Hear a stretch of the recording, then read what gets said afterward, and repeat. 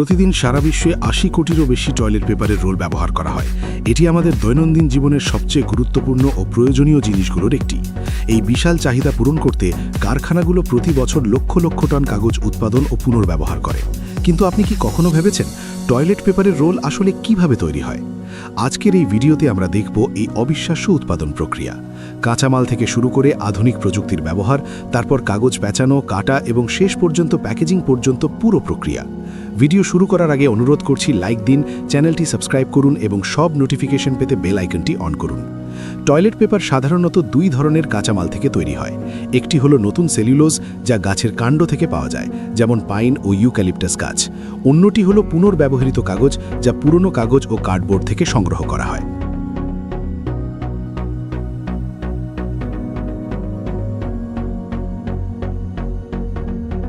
আধুনিক কাগজ শিল্পে টয়লেট পেপার তৈরির জন্য একটি উন্নত রিসাইক্লিং প্রক্রিয়া ব্যবহার করা হয়। এই প্রক্রিয়ায় ফেলে দেওয়া কাগজকে নতুন জীবন দেওয়া হয়। এই নতুন যাত্রা শুরু হয় যখন বিভিন্ন জায়গা থেকে টন টন কাগজ কারখানায় পৌঁছায়। সাধারণত স্কুল, অফিস এবং বিশ্ববিদ্যালয় থেকে আসা কাগজই বেশি পুনর্ব্যবহার করা হয়। তবে সাধারণ ময়লার সাথে ফেলা কাগজ এই কাজে ব্যবহার করা হয় না। কারখানায় পৌঁছানোর পর কাগজগুলো প্রথমে বাছাই করা হয়। বিভিন্ন মেশিনের সাহায্যে প্লাস্টিক, ধাতু, স্টেপল পিন বা অন্য অপ্রয়োজনীয় জিনিস আলাদা করা হয়। যেসব কাগজে কালি কম থাকে সেগুলো পুনর্ব্যবহারের জন্য বেশি উপযুক্ত, কারণ এতে ফাইবারের মান ভালো থাকে এবং প্রক্রিয়াজাত করা সহজ হয়। এছাড়া কম রাসায়নিক ব্যবহার করেই এগুলোকে নরম টয়লেট পেপারে রূপান্তর করা যায়। উৎপাদনের শুরুতে পুনর্ব্যবহৃত কাগজকে একটি বড় ট্যাঙ্কে পানির সাথে মেশানো হয়। এই ট্যাঙ্ককে হাইড্রোপাল্পার বলা হয়। এখানে কাগজ ভেঙে ফাইবার আলাদা হয়ে যায় এবং একটি পেস্ট বা পাল্প তৈরি হয়।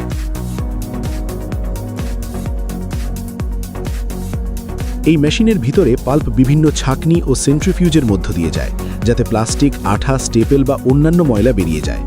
যদি কাগজে কালি থাকে তাহলে সেটিকে ফ্লোটেশন বা ধোয়ার প্রক্রিয়ার মধ্য দিয়ে নেওয়া হয়। এখানে রাসায়নিক ব্যবহার করে কালির কণাগুলো উপরে ভাসিয়ে তোলা হয় এবং পরে সেগুলো ফিল্টার করে সরিয়ে ফেলা হয়। এই পর্যায়ে নতুন সেলুলোজ ফাইবারও যোগ করা হতে পারে, যা কাগজের মান আরও ভালো করে। এই সময় পাল্পের মধ্যে প্রায় 90% পানি এবং 5% সেলুলোজ থাকে। এরপর পাল্পকে একটি রিফাইনার মেশিনে পাঠানো হয়। এখানে ডিস্কের মতো রোলার ফাইবারগুলোকে চেপে ধরে, ফলে ফাইবারের বন্ধন শক্ত হয় এবং কাগজের শক্তি বাড়ে। এরপর পাল্পকে আরও পানি মিশিয়ে প্রধান কাগজ তৈরির মেশিনে পাঠানো হয়। এখানে এটি ধীরে ধীরে একটি ধারাবাহিক কাগজের পাতায় পরিণত হয়। চলন্ত জালের ওপর দিয়ে যাওয়ার সময় পানি ধীরে ধীরে নিচে পড়ে যায়। ছোট ভাইব্রেটর ও ভ্যাকিউম বক্স আরও পানি বের করে এবং ফাইবারগুলোকে সোজা করে সাজায়। এখনও এই কাগজ অনেক ভেজা থাকে এবং পেস্টের মতো দেখায়। এরপর এটি প্রেস রোলারের মধ্য দিয়ে যায়, যেখানে চাপ দিয়ে আরও পানি বের করা হয়। এতে কাগজের ঘনত্ব ও শক্তি বাড়ে। প্রেস করার পরেও কাগজে প্রায় 50% আর্দ্রতা থাকে, তাই এটি শুকানোর জন্য স্টিমে গরম করা বড় সিলিন্ডারের মধ্য দিয়ে যায়, যেগুলোকে ইয়াঙ্কি ড্রায়ার বলা হয়। এই সিলিন্ডারের তাপমাত্রা সাধারণত 100 থেকে 150 ডিগ্রি সেলসিয়াস হয়। এই সময় একটি বিশেষ আঠা কাগজে লাগানো হতে পারে, যা কাগজকে আরও নরম ও বেশি শোষণক্ষম করে। এরপর কাগজকে ক্যালেন্ডারিং প্রক্রিয়ার মধ্য দিয়ে নেওয়া হয়। এখানে মেটালিক সিলিন্ডারের সাহায্যে চাপ ও তাপ প্রয়োগ করে কাগজকে আরও মসৃণ ও সমান করা হয়। শেষে কাগজ বড় বড় রোলে পেঁচানো হয়। এই রোলগুলোকে মাদার রোল বলা হয়। এগুলোর দৈর্ঘ্য প্রায় 80 কিলোমিটার পর্যন্ত হতে পারে এবং ওজন 3 টন পর্যন্ত হতে পারে। খুব শীঘ্রই এই বড় রোলগুলোকে ছোট ছোট টয়লেট পেপারের রোলে কেটে ফেলা হবে, যেগুলোর প্রস্থ প্রায় 10 সেন্টিমিটার। কিন্তু কাটা ও প্যাকেজ করার আগে কাগজের মান পরীক্ষা করা হয়। এর শক্তি, নরমতা, শোষণ ক্ষমতা এবং নিরাপত্তা সবকিছু পরীক্ষা করা হয়। এরপর মাদার রোলকে কনভার্সন প্রক্রিয়ায় নেওয়া হয়, যেখানে এটি ছোট টয়লেট পেপার রোলে পরিণত হয়।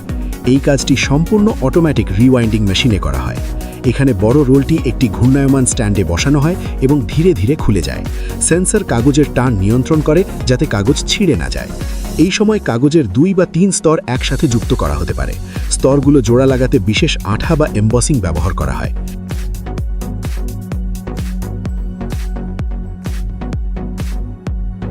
এদিকে কারখানার অন্য অংশে টয়লেট পেপারের ভেতরের কার্ডবোর্ড টিউব তৈরি করা হয়। পুনর্ব্যবহৃত কার্ডবোর্ডের লম্বা ফিতে একটি ঘূর্ণায়মান দণ্ডের চারপাশে পেঁচিয়ে আঠা দিয়ে বড় টিউব বানানো হয়। তারপর সেটিকে ছোট ছোট অংশে কাটা হয়। এই টিউবগুলো রিওয়াইন্ডিং মেশিনে পাঠানো হয়, যেখানে কাগজ সেগুলোর ওপর পেঁচানো হয়। এই বড় রোলগুলোকে লগ বলা হয় এবং এগুলোর দৈর্ঘ্য প্রায় 2 মিটারের বেশি হয়। এরপর লকগুলো একটি কনভেয়ার বেল্ট দিয়ে কাটার মেশিনে নিয়ে যাওয়া হয়, যেখানে খুব দ্রুতগতির ধারালো ব্লেড দিয়ে এগুলো কাটা হয়। সাধারণত প্রতিটি রোলের দৈর্ঘ্য প্রায় 10 সেন্টিমিটার করে কাটা হয়। কাটা রোলগুলো স্বয়ংক্রিয়ভাবে আলাদা হয়ে কনভেয়ার বেল্ট দিয়ে প্যাকেজিং লাইনে চলে যায়।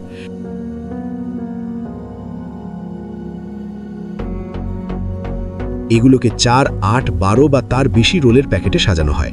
প্যাকেজিং লাইনে একটি পাতলা স্বচ্ছ প্লাস্টিক দিয়ে রোলগুলো মোড়ানো হয়। তারপর একটি সিলিং মেশিন তাপ বা আঠার সাহায্যে প্যাকেট বন্ধ করে দেয়। শেষে প্রস্তুত প্যাকেটগুলো স্তূপ করে রাখা হয় এবং বাজারে পাঠানোর জন্য প্রস্তুত হয়।